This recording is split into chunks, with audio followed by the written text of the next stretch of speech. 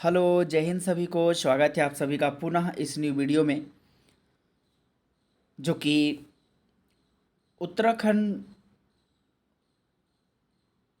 सरकार द्वारा यह आदेश जारी हुआ है, जो कि विशेष शिक्षकों एवं विशेष विद्यार्थियों से संबंधित है, जिसमें आप देख सकते हैं कि माननीय उच्चतम न्यायालय जो सुप्रीम कोर्ट का जो ऑर्डर है, जो रजनीश कुमार पांडे व अन्य बनाम यूनियन ऑफ इंडिया, ये जो नासेप संगठन है, इसका प्रभाव हर स्टेट पर पड़ रहा है। विशेष शिक्षकों की नियुक्ति के लिए, विशेष बच्चों की शिक्षा में गुणवत्ता लाने के लिए सभी गवर्नमेंट अब एक्टिव होंगी। हर प्रदेश की सरकार एक्टिव होगी, जहां नहीं एक्टिव है वो हो जाएंगे। और यहाँ पर भी उत्तराखंड में भी अब पूरी तरीके से एक्टिव हो गई है गवर्नमेंट। बहुत जल्द वैकेंसीज भी आ जाएंगी। अभी तक आप जानते हैं कि जो आदेश पारित हुआ था सुप्रीम कोर्ट द्वारा 28 अक्टूबर 2021 को, उस डेट में भी जजमेंट में भी ये था कि सभी से मांगा गया था डेटा पूरा, कि कितने बच्चे हैं, कितने स्पेशल एजुकेटर्स हैं, बट कोई जानकारी सही से दिया नहीं, या बहुत सारे स्टेट जानकारी प्रोवाइड भी किया, बट अभी तक यूपी ने भी उत्तर प्रदेश ने भी जानकारी पूरी नहीं प्रोवाइड की। लेकिन धीरे धीरे ये प्रक्रियाएं शुरू हो रही हैं। आप देख सकते हैं कि बिंदुओं में क्या लिखा गया है कि माननीय उच्चतम न्यायालय के पारित आदेश के पैरा 57 यानी कि 57 के अनुपालन में, आदेश के पैरा 51 में जो सेबल पॉलिसी यानी कि सीपी दृष्टि एवं श्रवण बाधित, दृष्टि मतलब जो विजुअल इम्पेयरमेंट होते हैं, या श्रवण बाधित या हियरिंग इम्पेयरमेंट छात्रों हेतु 1:8, यानी कि एक शिक्षक पर 8 विद्यार्थी होंगे। कौन कौन सी डिसेबिलिटी पर? सेबल पॉलिसी, दृष्टि एवं श्रवण बाधित छात्रों हेतु। इसके अलावा बौद्धिक, एएसडी व स्पेसिफिक लर्निंग डिसेबिलिटीज में 1.5, यानी कि एक शिक्षक पे 5 बच्चे। और बधिर नेत्रहीन, जिसको हम कहते हैं डिफ ब्लाइंडनेस, बधिरांधता भी इसको कहते हैं, दिव्यांगता में 1:2, यानी कि एक शिक्षक पे 2 बच्चे।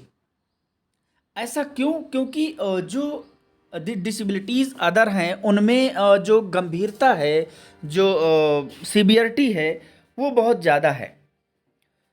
और सीवियरिटी अधिक होने के कारण ही अधिक बच्चों को एक क्लास में नहीं रखा जा सकता है। अगर अधिक को रख देंगे तो उनको संभालना मुश्किल हो जाएगा।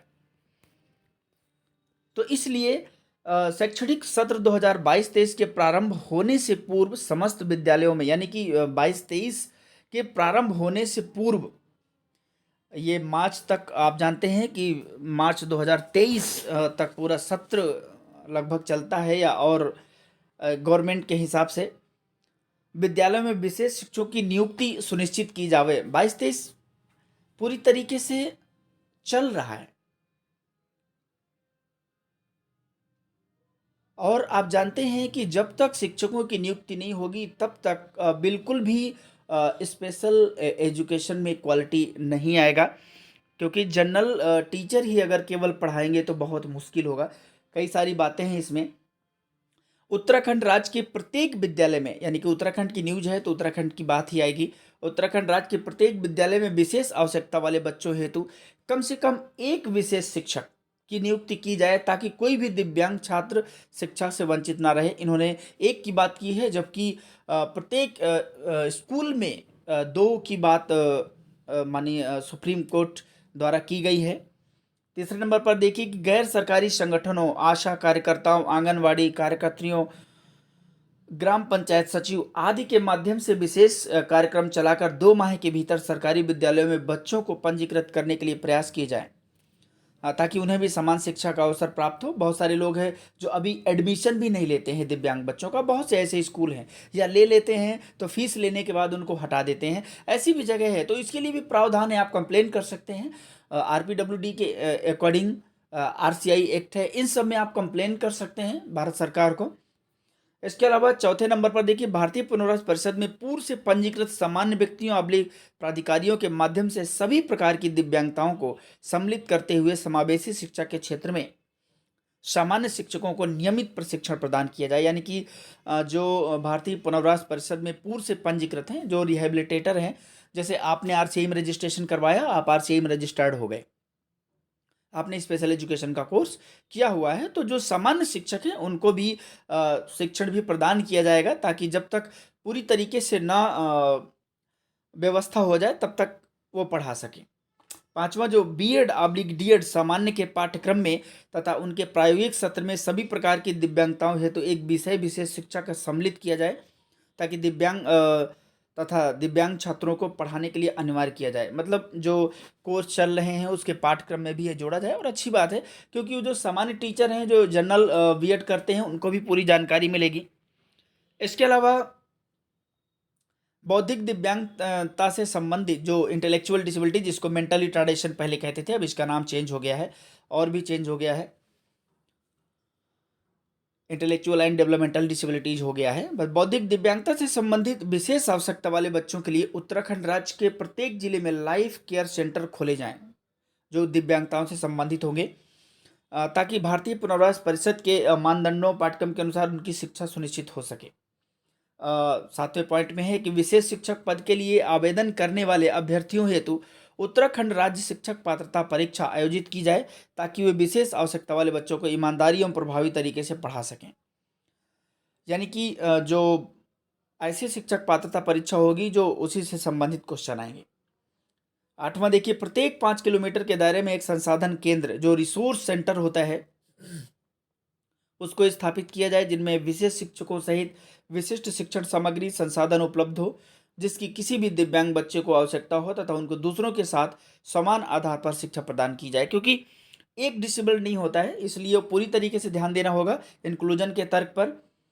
आप देखेंगे कि नियमित विशेष शिक्षक की नियुक्ति होने तक, यानी कि जब तक विशेष शिक्षक की नियुक्ति नहीं हो जाती नियमित रूप से, तब तक सामान्य शिक्षकों को 3 से 6 माह का विशेष प्रशिक्षण प्रदान किया जाए, ताकि नियमित विशेष शिक्षकों की नियुक्ति होने तक वे विशेष आवश्यकता वाले बच्चों को शिक्षा प्रदान कर सकें।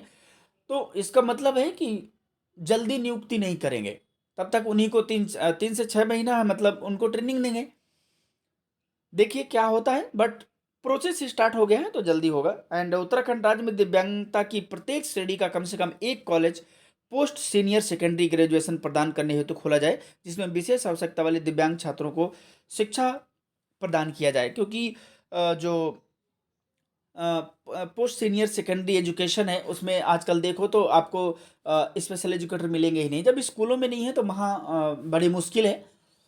और ये सभी गवर्नमेंट को ध्यान देना होगा, एक एक करके हर स्टेट की गवर्नमेंट को ध्यान देना होगा, तभी ये पॉसिबल हो पाएगा। और ये होगा, अब बहुत अच्छे से होगा, क्योंकि जब तक ये लागू नहीं होगा पूरा तब तक बहुत मुश्किल है अच्छे तरीके से हो पाना। फिलहाल ये न्यूज़ है जो एक बेहतरीन ये बताती है कि अब सभी सरकारें सजग हो गई हैं। थैंक यू सो मच, मिलते हैं नेक्स्ट वीडियो में, तब तक के लिए जय हिंद।